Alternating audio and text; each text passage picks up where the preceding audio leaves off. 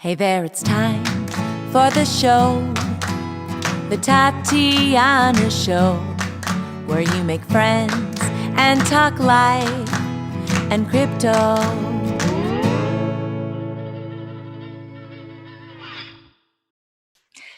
Hello, everybody, and welcome to the Tatiana Show. I'm so excited to be joined by Jorgensen, the Libertarian Party candidate for president. Thank you so much for joining me on the Tatiana Show today.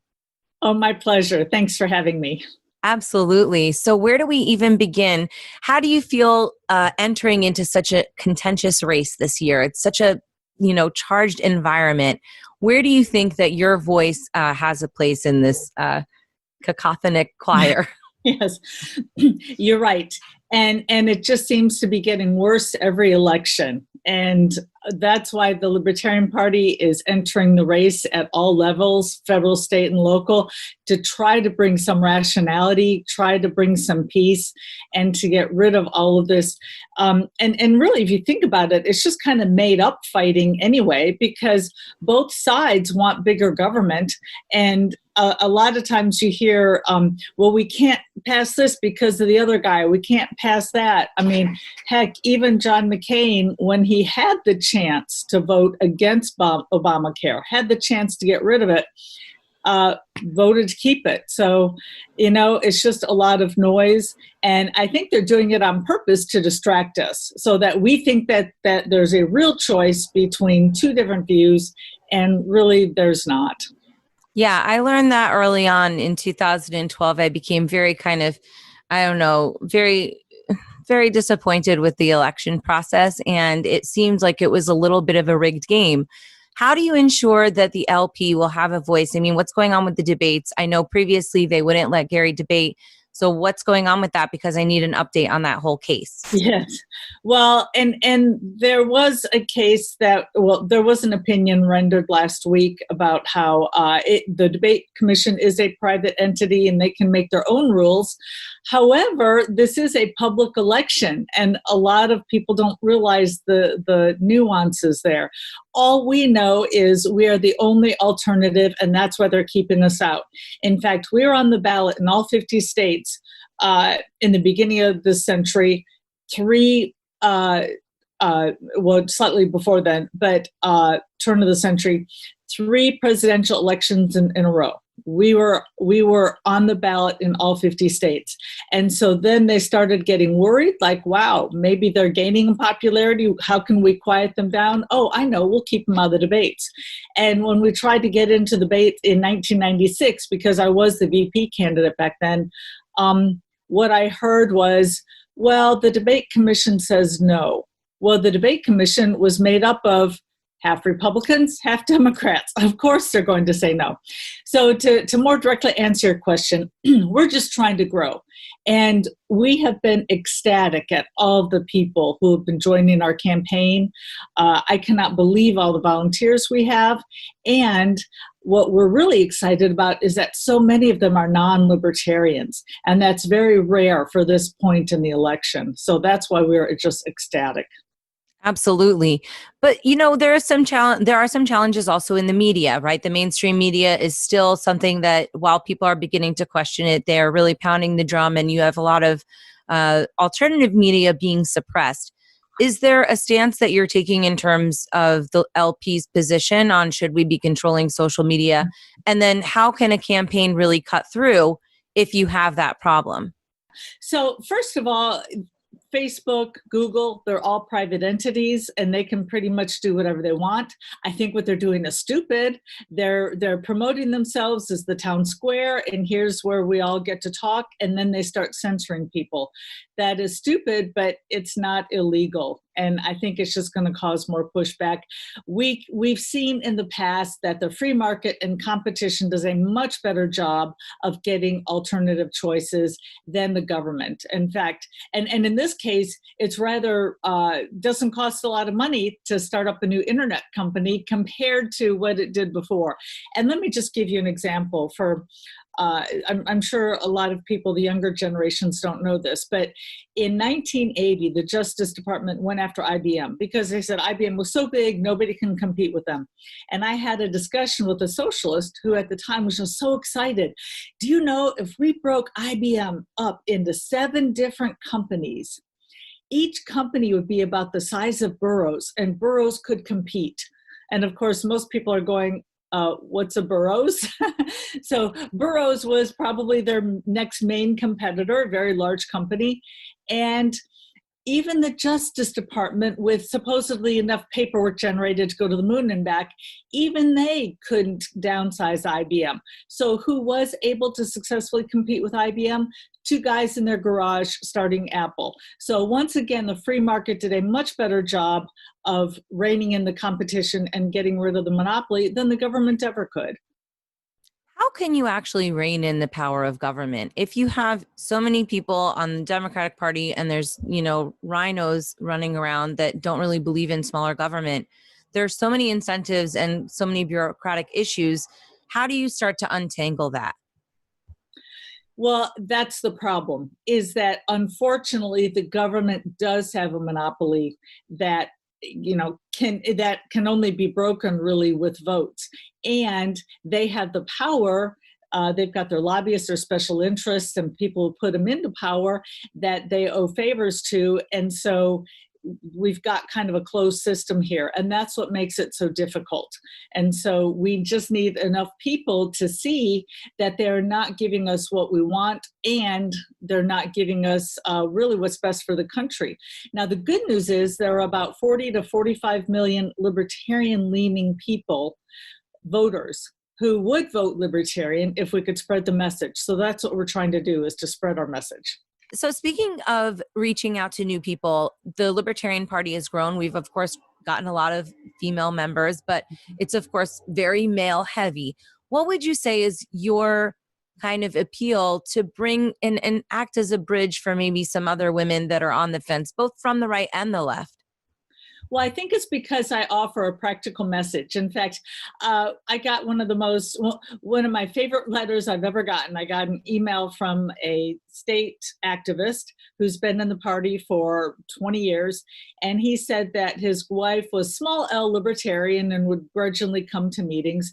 But after seeing me speak, said, wow, this is what we need against Trump. And after 20 years, she finally joined the party.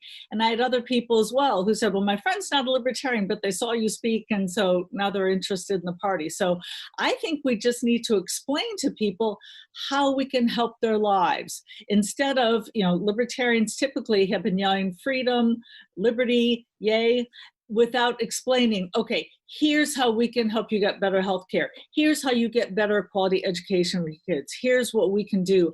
And really speaking to what they're interested in, not just what we're interested in.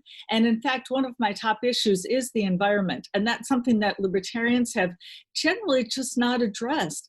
But the voters are interested in it, especially younger voters. So we have to talk about it, because if you think about it, it's somewhat of a free market in that we have to provide our best solution and show how our solutions will help them. Do you think that that requires too much of a burden of education? Because I find some of the conversations online that I have really require somebody to have studied Austrian economics, because their premise is so completely wrong. I mean, of course, on the surface, a $15 minimum wage sounds great. Why not 30? Why not 100? Exactly. And really quickly you can kind of break it down, but that takes quite a few steps. And a lot of people, they don't want to go down that logical journey. What is a way that we can kind of mitigate that? And over the years of you supporting the LP and just this message, what has been one of the best ways to actually motivate people to want to learn? Well, I try to give real life examples. And by the way, I have used the same thing. I did have somebody ask me about, what about raising the minimum wage? And I said, how about raising it to 30 an hour, 50 an hour? And you can see how absurd it is. But I do point out that Uh, Statistics show that within 1 year of somebody being hired for a minimum wage job, they're no longer at a minimum wage. It's just a stepping stone to get there. And just look at decades of statistics. The people who are hurt the most are Blacks. So, and I think right now healthcare is a really important issue. And so I point out, okay, the only two, and rather than, again, giving equations and mentioning Austrian economics or even Milton Friedman, what I like to point out is, look, the two specialties in the healthcare field, which are closer to free market, would be cosmetic surgery and LASIK surgery. And if you look at the numbers, their prices have gone down dramatically over the past 20 years, and the quality has gone up because those doctors have to compete for your money. Insurance doesn't pay for that. So they're acting basically like a car dealership or a computer store or something else, where they have to present the best possible price for the best quality. So they have to compete against each other. And then I just broaden it. Wouldn't it be great to have heart surgeons and knee surgeons competing for your business as well? And then I can point to Singapore and the state of Indiana and show that where we've tried it, it works, and prices have gone down. And by the way, where we've tried Medicare for all, well, first of all, when I hear Medicare for all, my reaction, immediate thought is VA hospital for all. We see what a great, how well a monopolistic system in our government works. But all we have to do is look to Hawaii, who tried to have Medicare for all, and it failed within 2 months. And then Vermont, it failed after like 5 or 6 months. So why would you want something that doesn't work? Well, so I think a very practical message. I'm sorry. No, I mean, I just think that people don't really think of it that way. And I think that it can be very challenging. What are your thoughts on cryptocurrency, for example? Have you been venturing into that as sort of an alternative? I know you've criticized the Federal Reserve before. I mean, there's a lot of interesting history there, and people can look into that. But what do you think about the future of cryptocurrency right now? Yeah, the Libertarian Party platform is clear. We support free market money systems. That what we have right now is we have a government in charge of our currency who thinks nothing about inflating, about printing more money, which inflates, gives us inflation. So now what we have is we have seniors who see the value of their money leaving. We have people on Social Security who just kind of pray day to day, I hope I get my cost of living increase. We just see a lot of stuff that is not steady. If we have the free market working for you again, then we have a system in which people can get a little more stability. I see. What do you think about the drug war? And now we have a lot of protests. There's a lot of talk about defunding the police.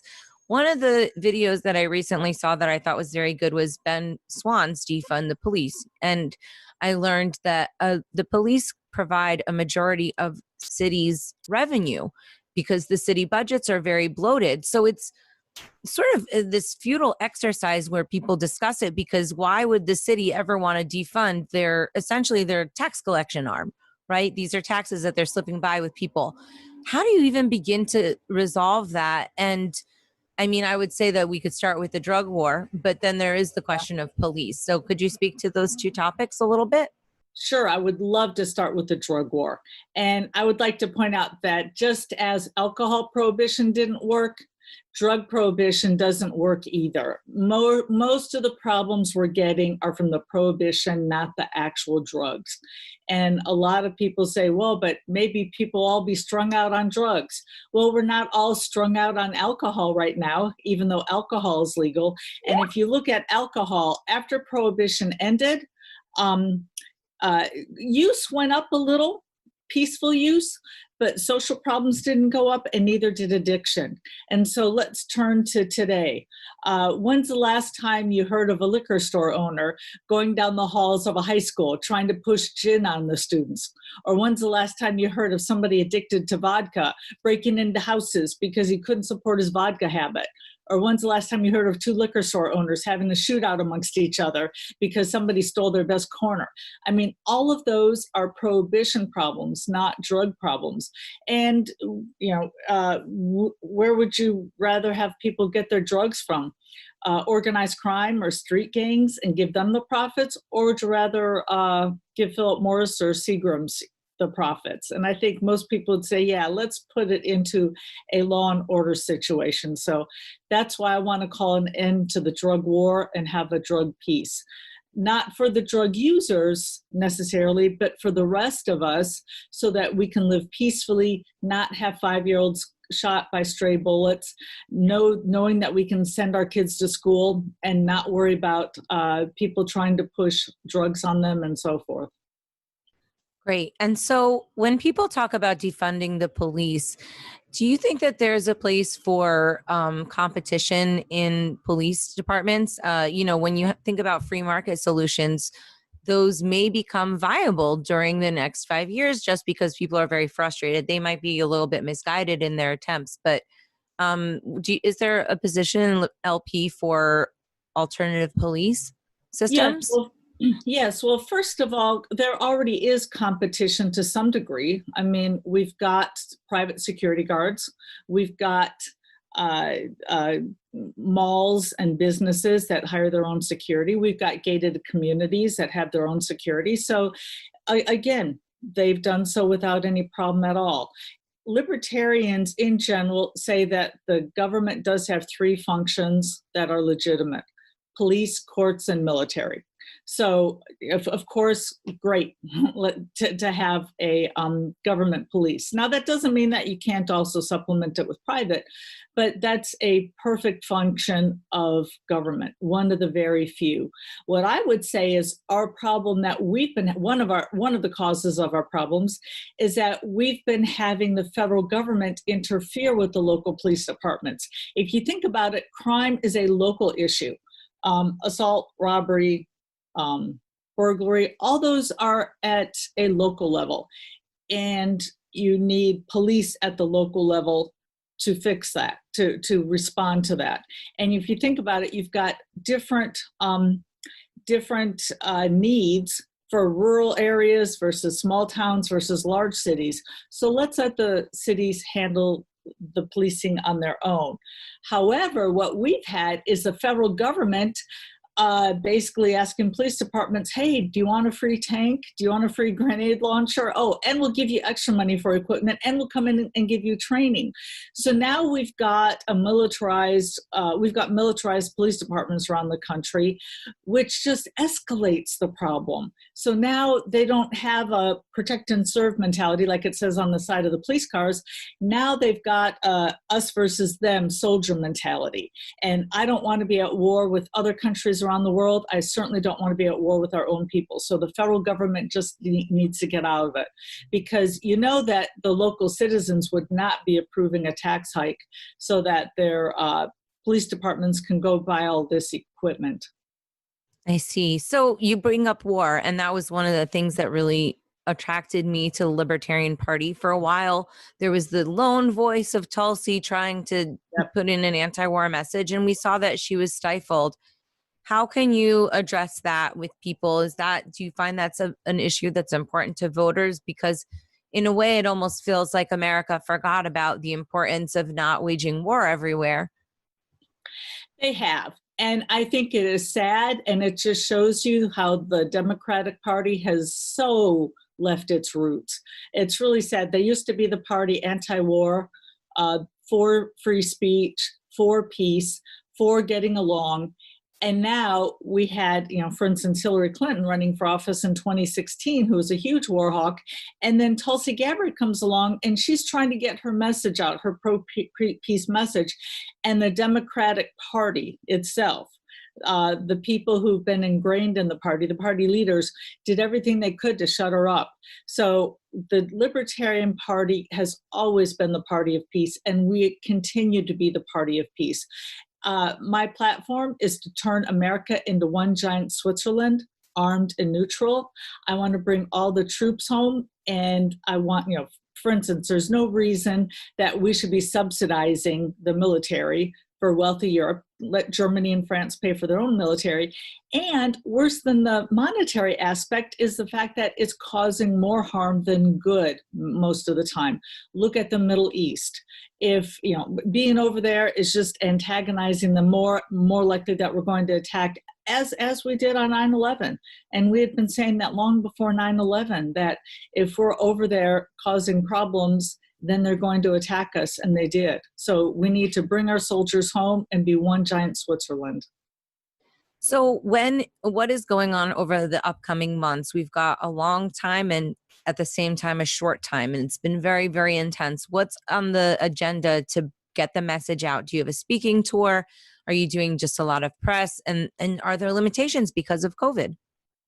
Well, there are limitations because of COVID, and COVID is affecting our ballot access too, because basically, as with all government stuff where they've got contradictions and impossible rules to jump through, because we know that, or they know that they like their position of power and they don't want to share it with anyone. What they're telling us in many states is, okay, you need this many signatures. Oh, but you got to stay home because of the virus. So even if we did collect all the signatures and we turned them in, they could say, wait a minute, you obviously went out in public to get these, so now we'll arrest you for that. So it's a lose-lose situation. So yes, the virus is playing a role. Yes, I am doing most of my press from home. However, I'm so excited that we are going to have an in-person convention in July. And then I'm going out to Freedom Fest the week after that. And I do hope to get out there. And I absolutely plan to get out to the states who are having ballot access problems. I did show up in New Hampshire, and where we have to collect, of course, thousands of signatures, which the Democrats and Republicans don't have to do. So any place that we're not on the ballot for, of course, I will be there as soon as I can, law permitting. What's the best way that people can support you right now? They can go to joj2020.com. Again, that's joj2020.com. And as I said, you don't have to be a libertarian to go to my website. We are just so overwhelmed with how many non-libertarians are signing up so early. But a lot of people are repeating the same thing the press is repeating. We got two old rich white guys running, and some people are looking at us as an alternative. Now, of course, I offer a much larger alternative with my policies. However, if people want to look at me as offering more alternatives because I'm a woman, I'll take it.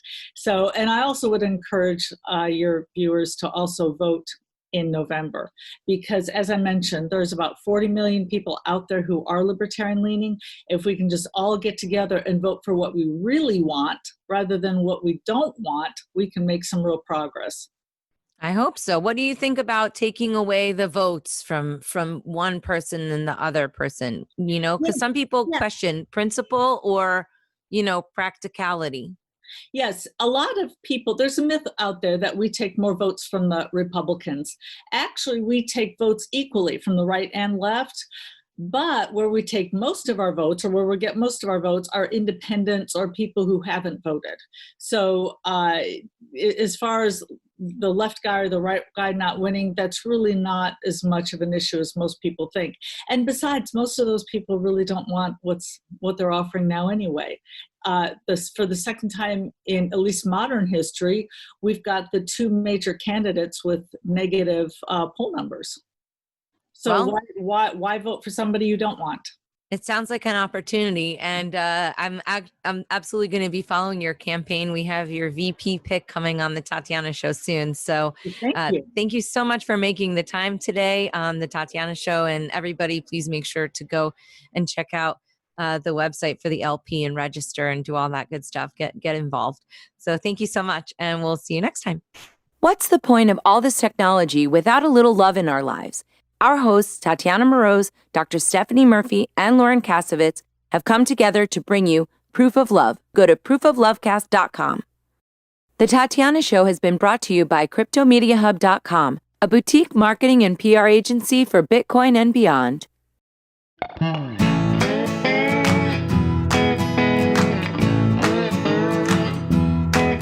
there, it's time for the show. The Tatiana Show, where you make friends and talk life and crypto. We gotta think and reflect and use lots of intellect with our hearts when we work together. I know that it can be so hard out there, looking all around and saying that life ain't fair. So that is why we will fight and stay up late at night, listening to the Tatiana Show. Thank you for listening to The Tatiana Show. Please follow us on Twitter at Queen Tatiana or on Facebook and Instagram at Tatiana Moroz Music. More episodes can be found at thetatianashow.com, and make sure you leave a review on iTunes and tell your friends. You are listening to The Tatiana Show. This show may contain adult content, language, and humor and is intended for mature audiences. If that's not you, please stop listening. Nothing you hear on The Tatiana Show is intended as financial advice, legal advice, or really anything other than entertainment. Take everything you hear with a grain of salt. Oh, and if you're listening to us on an affiliate network, the ideas and views expressed on this show are not necessarily those of the network that you're listening on or of any sponsors or any affiliate products you may hear about on this show.